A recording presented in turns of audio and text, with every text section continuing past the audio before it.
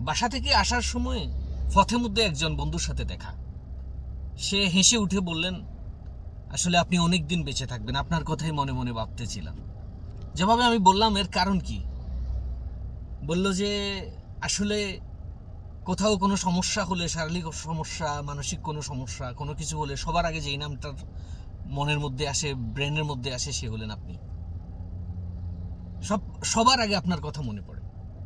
তা আমি বললাম যে আলহামদুলিল্লাহ, এটা আল্লাহ পাকের একটা নিয়ামত আমার জন্য। দুঃসময়ে, বিপদের সময়ে মানুষ আপন মানুষকেই স্মরণ করে।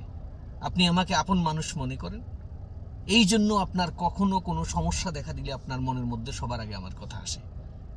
এটা সৌভাগ্যবান। আপনারা যারা নিজেদেরকে অনেক সময় দোষারোপ করেন যে সবাই সব সময় আমাকে ব্যবহার করে, দুঃসময়ে আমাকে ডাকে, সুসময়ে আমি থাকি না, আমি বলি যে না, আপনি নিজেকে সৌভাগ্যবান মানবেন। কারণ আল্লাহ পাক এই সুযোগ সবাইকে দেয় না। দুঃসময়ে একজনের পাশে দাঁড়ানো, বিপদের সময়ে কারো সাথে দাঁড়ানো, এটা সব মানুষের নসিবে হয় না। আপনাকে যদি একটা মানুষ তার বিপদের সময়, দুঃসময়ে মনে করে, আপনাকে ডাকে, স্মরণ করে, ধরে নেবেন এটা আপনার জন্য একটা নিয়ামত। এই সুযোগ সবার জীবনে আসে না। আমিও সেটাই মনে করি, আলহামদুলিল্লাহ।